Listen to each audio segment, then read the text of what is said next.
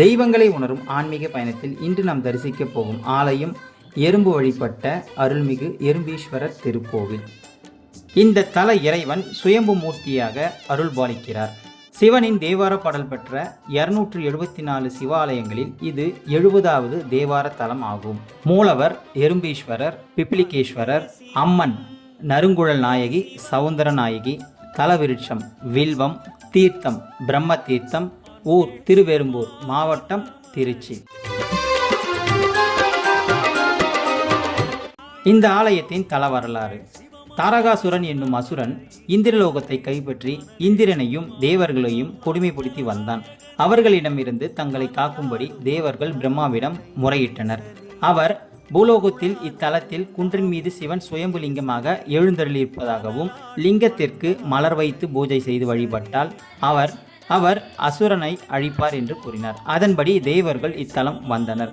அசுரனின் கண்ணில் படாமல் இருப்பதற்காக சிறிய எறும்பின் வடிவம் கொண்டு சிவனை வழிபட்டனர். சிவனின் உச்சியில் மலர் வைக்க பானத்தின் மீது ஏறிய போது லிங்கம் வழுவழுப்பாகவும் செங்குத்தாக இருந்ததால் அவர்களால் மேலே செல்ல முடியவில்லை. தேவர்கள் படும் துயரத்தை கண்ட சிவன் அவர்கள் எளிதாக ஏறி வர மண்புற்று போல தன் உருவத்தை மாற்றிக்கொண்டதோடு சற்றே இடதுபுறமாக சாய்ந்தும் கொண்டார். பின்பு தேவர்கள் எளிதாக ஏறி சென்று சிவன் தலையில் மலர் வைத்து வழிபட்டனர். அவர்களுக்கு அருள் புரிந்த சிவன் தாரகாசுரனை அழித்து தேவர்களை காத்தார். எறும்பீஸ்வரர் என்ற பெயரும் பெற்றார். இந்த தலத்தினுடைய பெருமைகள். கருவறையில் சிவலிங்கம் புற்று வடிவில் மேடும் பள்ளமாக ஒரு முழுமையான அமைப்பு இல்லாமல் மணல் லிங்கமாக இருக்கிறது. எனவே லிங்கத்திற்கு அபிஷேகம் கிடையாது. எண்ணெய் காப்பு மட்டும் செய்கின்றனர். லிங்கம் இடதுபுறத்தில் சாய்ந்தபடி இருக்க மத்தியில் ஒரு பிளவு இருக்கிறது. பார்வைக்கு லிங்கம் 2 பகுதிகளாக பிரிந்திருப்பது போல இருக்கிறது. இதில் வலதுபுறம் உள்ள பகுதியை சிவன் அம்சம் என்றும் இடதுபுறத்தை அம்பாள் அம்சம் என்றும் சொல்லுகின்றனர். இந்த லிங்கத்திற்கு சிவசக்தி லிங்கம் என்று பெயரும் உண்டு.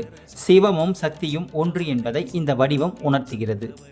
தினமும் சுவாமிக்கு பூஜைகள் நடக்கும்பொழுது கருவறையில் எறும்புகள் வரிசையாக ஊர்ந்து சென்று நெய்வேதிய பொருட்களை எடுத்துக்கொள்ளுமாம். இதனை சிவனே எறும்பு வடிவில் வருவதாக சொல்லுகிறார்கள். இந்த நேரத்தில் சுவாமியை வழிபடுவது மிகவும் விசேஷம். மன்மதனின் மனைவி ரதி அழகு மீது தனக்கு ஆணவம் வந்துவிடக் கூடாது என்பதற்காக இங்கு சுவாமியை வழிபட்டு சென்றுள்ளாள். பிரகாரத்தில் சொர்ணகால பைரவர் சன்னதி இருக்கிறது. மிகவும் முக்கியமாக இருக்கும் இவரது சன்னதிக்கு நேரே கஜலட்சுமி தனி சன்னதியில் இருக்கிறாள். ஒரே சமயத்தில் இருவரையும் வேண்டிக் கொண்டால் பயங்கள் நீங்கி குடும்பத்தில் ஐஸ்வர்யம் பெருகும் என்பது தொன்னம்பிக்கை. அம்பாள் நறுங்குழல் நாயகி தனிச்சன்னதியில் தெற்கு நோக்கியபடி இருக்கிறாள். இவள் நறுமணம் வீசும் கூந்தலுடன் இருக்கிறாள் என்பது ஐதீகம். இந்த அம்பாளுக்கு தினமும் வெவ்வேறு விதமாக அலங்காரம் செய்யப்படுகின்றன. இதனால் அம்பாள் ஒவ்வொரு நாளும் ஒவ்வொரு கோலத்தில் காட்சி தருகிறாள். அம்பாளுக்கு முன்புறம் ஆதியில் வழிபடப்பட்ட அம்பாள் சிலை இருக்கிறது. அன்பே சிவம் அருணாச்சலம். சிவன் கருவறைக்கு முன்புள்ள துவாரக பாலர்களில் ஒருவர் கோப முகத்துடனும் மற்றொருவர் சாந்த முகத்துடன் இருக்கின்றனர். இந்த கோவிலுக்கு வருபவர்கள் மனதில் கோபம், ஆணவம் போன்ற குணங்களை கொண்டிருந்தாலும் சுவாமியை வணங்கி பின் அவர்கள் சாந்த கோலத்தை அடைகின்றனர் என்பது இந்த வடிவம் காட்டுகிறது. கோஷ்டத்தில் சிவனுக்கு பின்புறத்தில் சிவனும் மகாவிஷ்ணுவும் சேர்ந்த சங்கர நாராயணரும் ருத்ராட்ச பந்தலின் கீழ் நடராஜர் காலில் கொலுசு அணிந்த கோலத்தில் இருப்பது மிகவும் சிறப்பு. இந்த தலத்தில் பிரம்ம தீர்த்தம், பதும தீர்த்தம், மது தீர்த்தம், குமார தீர்த்தம் என 4 தீர்த்தங்கள் உள்ளன.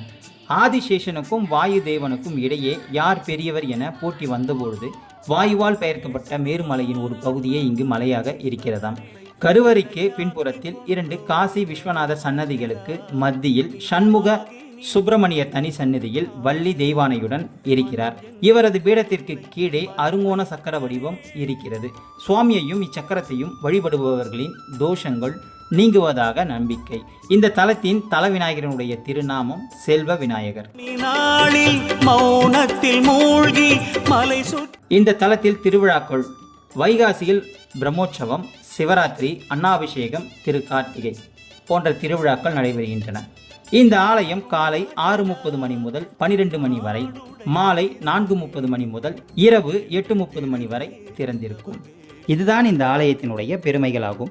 இந்த ஆலயத்தின் வரலாறு உங்களுக்கு பிடிக்கும் என்று நான் நம்புகிறேன். மறக்காமல் சப்ஸ்கிரைப் செய்யவும். மீண்டும் அடுத்த பதிவில் நான் உங்களை சந்திக்கின்றேன். நன்றி, வணக்கம்.